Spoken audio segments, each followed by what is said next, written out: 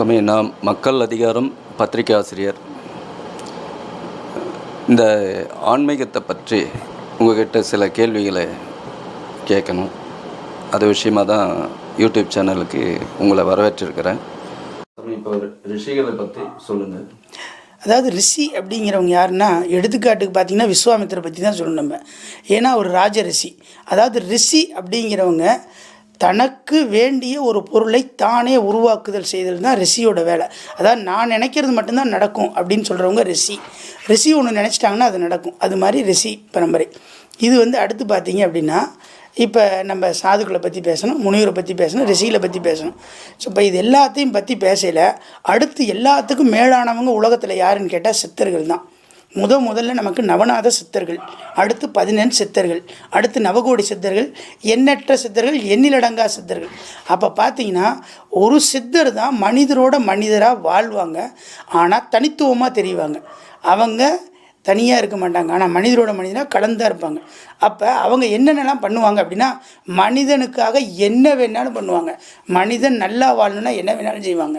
அப்படின்னா ஒரு மனிதன் உயிரை காப்பாற்றுறதுக்குன்னு போகர்லாம் 3 முறை இறந்துருக்கிறான்னு வரலாறு சொல்லுது. நம்ம போகர்னுடைய சோடிகள். அது மாதிரி ஜனனசாகரத்தை எடுத்து பார்த்திங்கன்னா தெரியும். அதுபோல் இந்த மாதிரி மனிதருக்காக தன் உயிரையும் இழக்கிறவங்க தான் சித்தர்கள். அப்படிங்கிற பார்த்திங்கன்னா இன்றைக்கி யார் அப்படி இல்லை. சித்தர்கள் இருந்தாங்க, இன்றைக்கி யாரும் அப்படி இல்லை. அப்படிங்கிற பார்த்திங்கன்னா அவங்களுக்கு நோய் தீர்க்கறதுக்கு மூலிகை, மனம் மாற்றுறதுக்கு தியானம், அதுபோல் பார்த்திங்கன்னா உடல் ஆரோக்கியமாக இருக்க ஹீலிங்கு எல்லாமே சித்தர்கள் சொல்லி கொடுத்தது தான். இந்த உலகத்தில் எல்லா பயிற்சிக்கும் மூலம் சித்தர்கள் தான். ஆன்மீகத்தினுடைய மூலம் சித்தர்கள் தான். இந்த உலகத்தில் சித்தர்களை தொடாமல் எதுவுமே கிடையாது. யாருமே இன்னும் ஒவ்வொரு மனிதனும் வாழ்கிறான்னா ஒவ்வொரு மனிதனுக்குள்ளேயும் சித்த நிலை இருக்குது.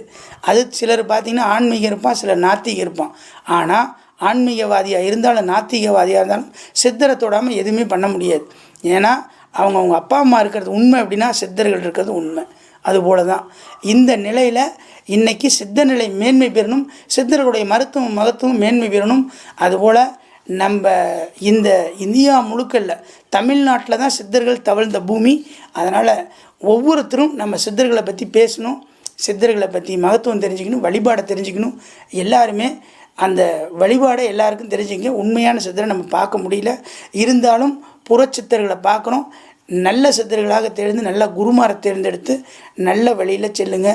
மக்கள் ஆன்மீகம் பலம் பெறட்டும், மனங்கள் மாறட்டும். நமச்சிவாயம், நமச்சிவாயம், நமச்சிவாயம்.